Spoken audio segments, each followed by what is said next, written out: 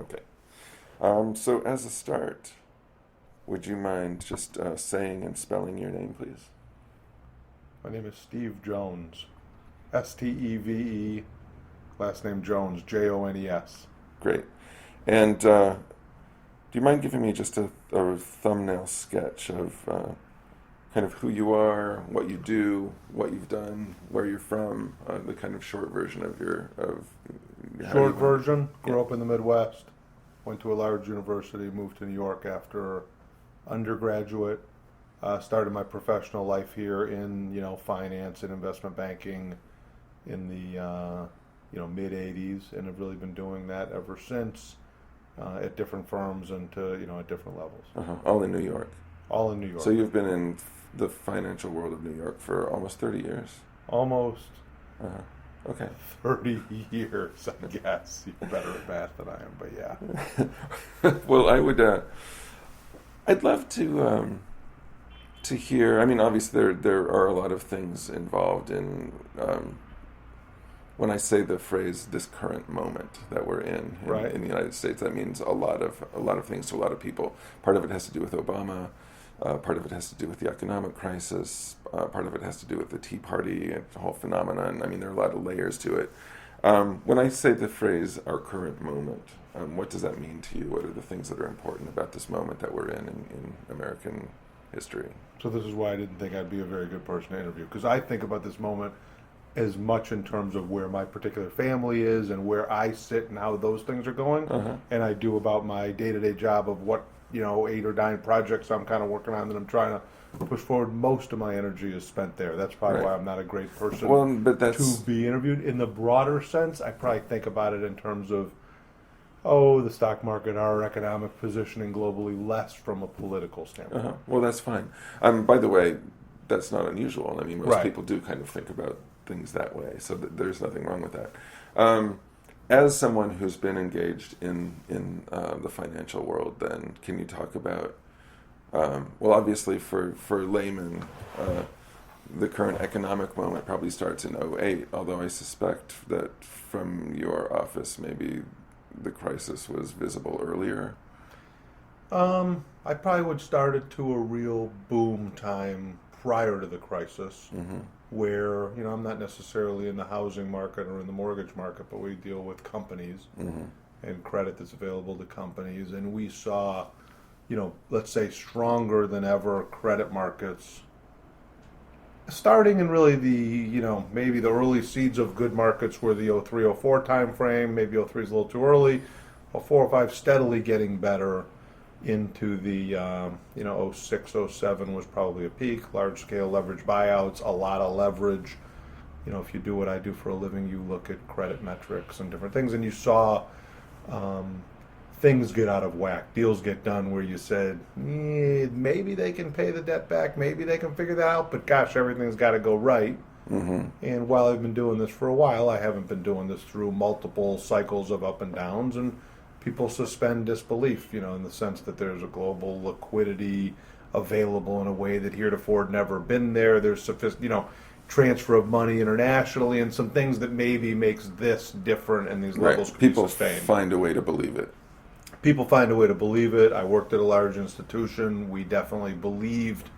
I am not one, I'll just digress to say, I'm not one who believes that people were purposely making bad loans so that they could put a company in bankruptcy, or nobody was misintentioned that I deal with. I don't think I ever saw that. People might have been driven by get a deal done to drive a fee, but nobody was trying to do things they knew would turn bad. And then from my point of view, that all came to kind of a grinding halt in the start of which was probably July of '07. I don't know if you've talked to other people, but you started to see, I can't recall the specific events, the auction rate preferred, and some of these earlier tightening of credit started to be seen around the summer. We had a couple of deals where we committed to them, couldn't syndicate the financing because other banks started to say, hey, no more on that kind of stuff, and you started to see it then. So I don't know if that's the question, but that was the beginning. Right. That uptick. So you're seeing signals. I mean, you're starting to realize in '07 that the the system isn't as robust all the way through as people Correct. had been assuming. Correct. And then I would say that I am in the camp of people on the naive side. I wish I had better prognostication than I have, in the sense that I'd probably say, oh, okay, well, bad late '07, we're doing okay here? Yeah. Bad late '07, maybe it'll get better, maybe it'll get better, maybe it'll get better. I probably held that view for longer than I should have, until at some point you sort of just, Well, do you remember the moment? Like, do you remember the first time you either heard something from a colleague or a client, or you saw something on your computer screen that just made you realize, oh, this is not. It's a good question. I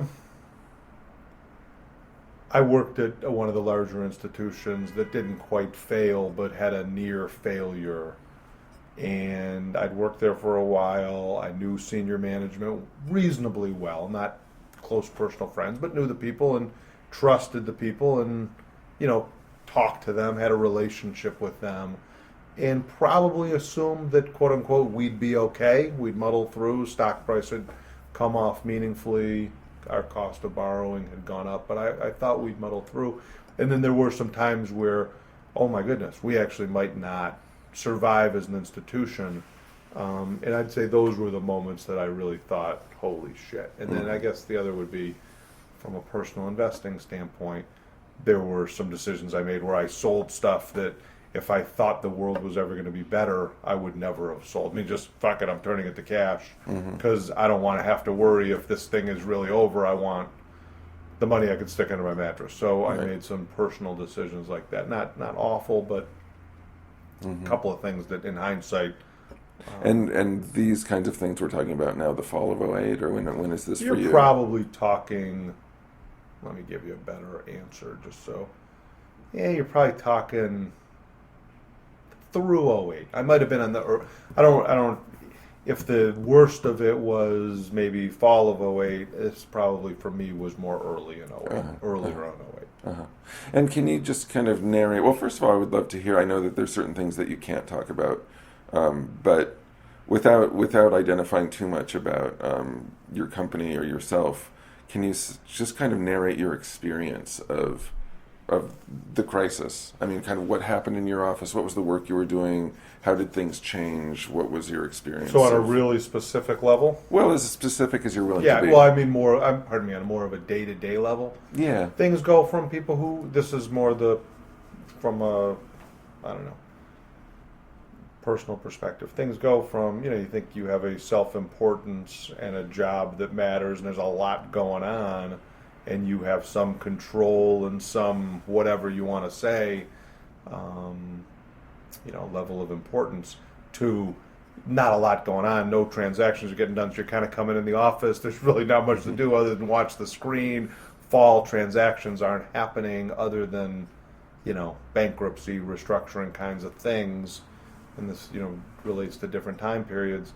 And so, as a manager of a business, a relatively small business, but as a business within within an investment bank, I'm talking to younger people and trying to tell them this too will pass. And we had a few things to work on, and you kind of sometimes you want something done. Ask a busy person. So if you're busy, you can do 10 things at a time. We took the one or two little things we had to do and made a day out of it. And I think hopefully had enough common sense to say, okay, if I can leave here early, spend time with your family, and do those kinds of things. I don't know if that's what you're asking. Sure.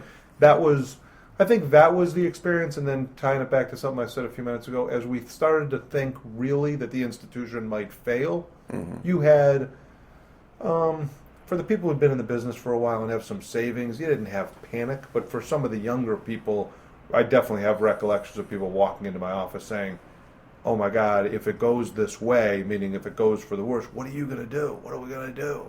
That kind of a thing. And a lot of people were faced with that, right? And a lot of people were faced. The thing in our industry is you're typically not dealing with people who are literally living month to month or week to week.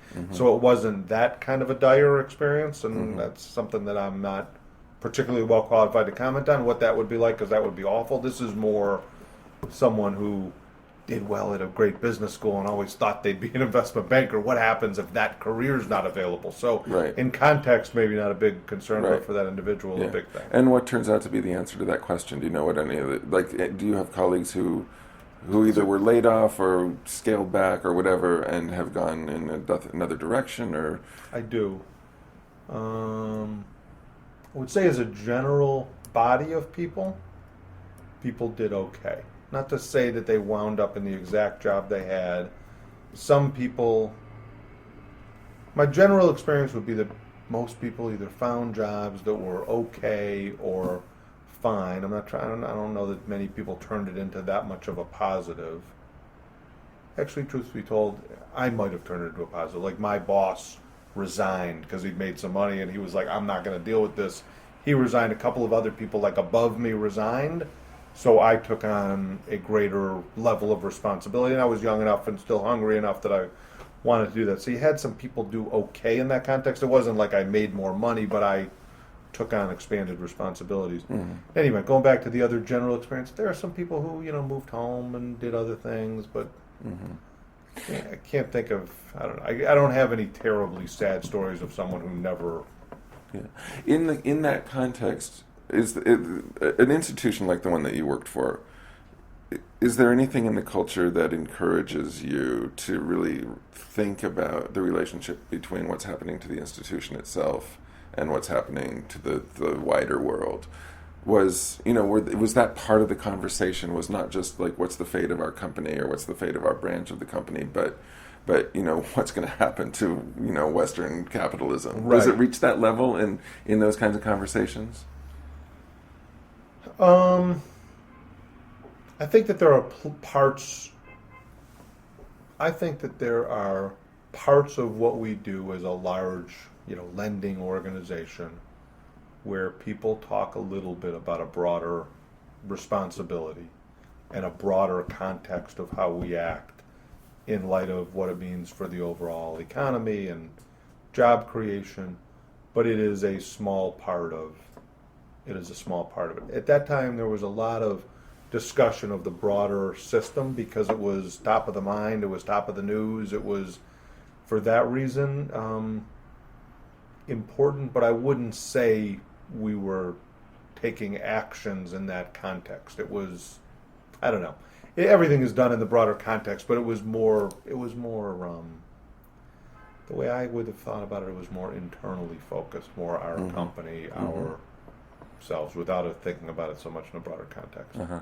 And then how many months are we talking about that you experienced as months of all-out crisis? At what point does At what point does it start to get better? Well, I would say you're talking from July 2007 till March of 2009 in our business. Meaning March of 2009 is the first time. My dates might not be exact, but it's the first time that relatively, again, I live in more of the corporate world, higher quality companies started to again feel like they had ready access to. They always had some level of access to the capital markets, but think about it. If you're the treasurer of a large, industrial company, and you're able to borrow money over the course of your 25-year career at, pick a rate, 5%. That was what you thought as, okay, that's an acceptable borrowing rate. Well, from July of 2007 till roughly this time in March 2009, maybe for IBM or maybe for some of the largest companies, they were still always able to access capital at some rate that was acceptable. But for the most part, people were kind of shut out from having ready access to capital on terms that they thought were attractive. So my first recollection of the capital markets coming back and being liquid for not the best companies only, but a investment grade, if that means anything to you, even weaker investment grade companies started to come back in that time frame. So for our business, that probably marks the time frame that represents this crisis. And then in your corner of the economy, has it been on the upswing ever since then? I would say it actually has, with intermittent blips. 2009, my description, for what it's worth, 2009 proved to be much better than anybody ever thought it was going to be in terms of our business. And there are, the investment banking business has multiple aspects to it, but the sort of the base thing, if you want to kind of watch the fundamental thing, at least at a big bank, is our companies borrowing money. Mm-hmm. And in '09, people started to borrow money. So you go from that to, okay, now do they like their stock price? Are they issuing equity? Are they issuing longer term debt? Are they making acquisitions? Are they doing real things that signify that they have a positive outlook either on where their stock trades or what they can do with acquisitions or spending money? And you sort of saw that steadily come back through now, and I would say things, still could be better in our businesses, but on the raising money, probably being more long-winded here than you want me to be, but people started to get access to capital in that time frame. Having come through what they came through, people issued in droves. So as soon as capital treasurers of companies who now for 2 years couldn't borrow on terms that they thought were available, it was an easy sell for us to say to them, look, you couldn't do anything, now we can get your money at 9%.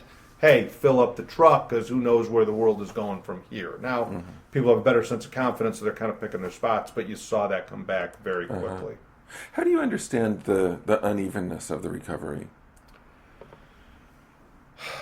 I kind of thought that's the kind of a question I don't have a good understanding of. The unevenness in the sense that...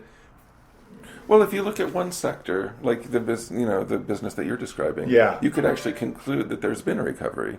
If you look at other sectors, like even just looking at the raw employment statistics, right? Yeah. You would say, wow, this really isn't a recovery.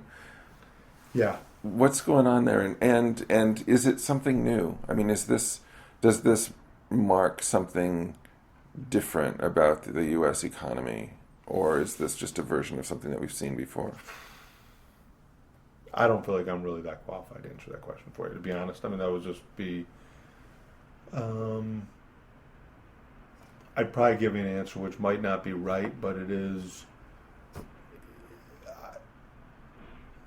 for the untrained, less educated worker in this country, I think it's going to be tough. I think those jobs don't exist here the way they did at one point.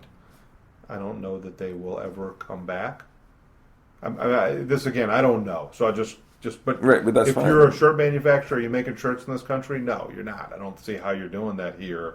So that job is shift offshore. And if you're a high school dropout and all you're really qualified is to sew, you're probably not in the right place to get that kind of a job, because the jobs that are going to stay here are going to be service oriented, tech oriented, technology oriented, some base manufacturing.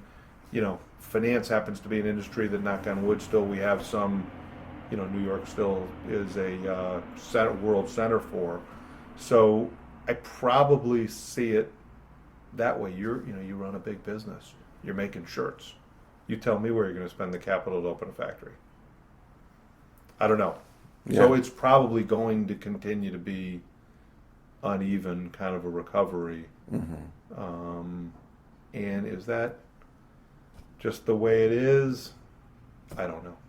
Well, obviously, one of the questions, I'm not expecting you to answer this, but I'll just throw it out there. One of the questions that people are starting to ask is that the kind of problem that government can address? Or are we just in a new realm where, somebody has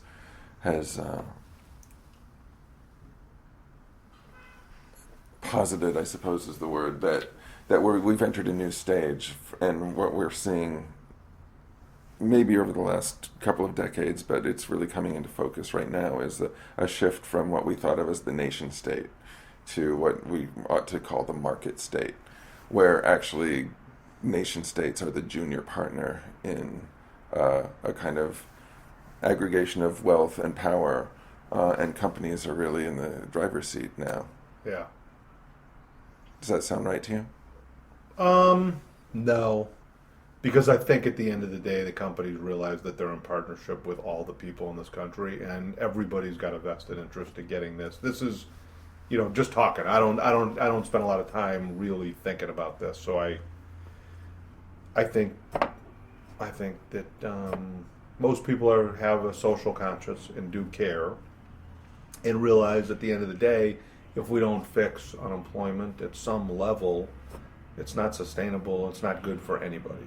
So can government be the force that fixes that? I think the answer's got to lie in, because I am at heart a pretty ardent capitalist, I would say. It's got to come through education and training and growing the economy and having people have a skill set to get jobs that are other than, again, my shirt manufacturer concept. And so can the government do that? Yeah, the government can do it, but the government is highly inefficient. This is my view again, pretty damn inefficient, right? I'm a capitalist again. So if you want someone to do it well, show them they can make a bucket doing it, and they'll find out a way to do it well, I think. One, and then two, the government just has taken on so much that it's not particularly in a good spot to throw money at problems. So even if they're not efficient, if they had the resources to just throw money at education, is the thing I'm probably focused on most. They're just not well positioned to do that right now. Don't have the taxpayer support to increase tax. You know what I mean? You get thrown out of office if you say I got to increase tax, whatever. So, you doing okay here? Is it okay? It's fantastic. I'm really. It's not, but that's it is. Well, I'm grateful for your laying it out. Is there anything that we haven't talked about that you would like to?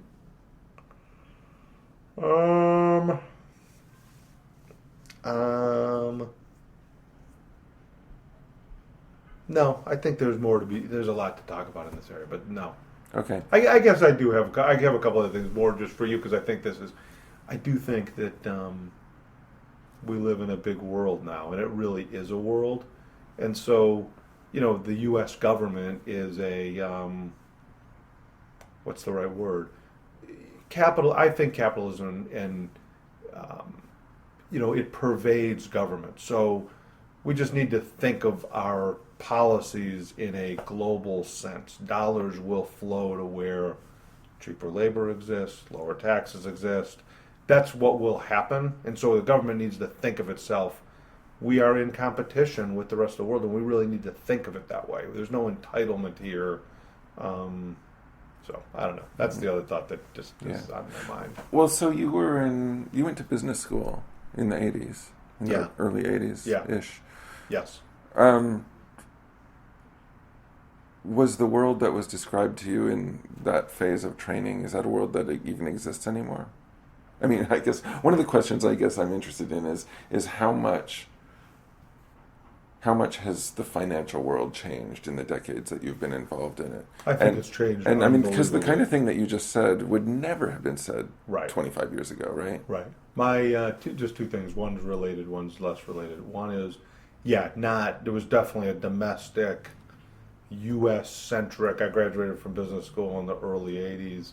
While we had seen some tougher times, there was still a feeling of U.S. dominance, that we can do anything, we can send troops wherever we want, we can handle, That's definitely no longer the case. And then the other example I would just use for you is this, we both have kids. If you had a child who wanted to be, I don't know, if their goal was to create the best life for themselves, if in Singapore capital flows freely, taxes are lower, there are technology jobs available there, and there are really talented either finance person or software engineer or whatever, there's no reason they have to stay in the United States anymore. They will go where, and so, I don't know, that's back to my other point. We will lose some of the things we think are valuable if we don't see ourselves as existing in a competitive world.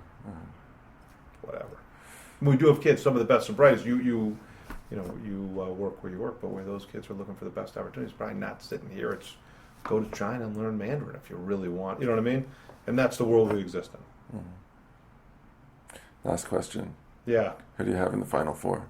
Oh, you're funny. Who do I have winning the thing? I think Kentucky. You should shut this off. I have some more thoughts on that, but I don't know that they need to go on the tape.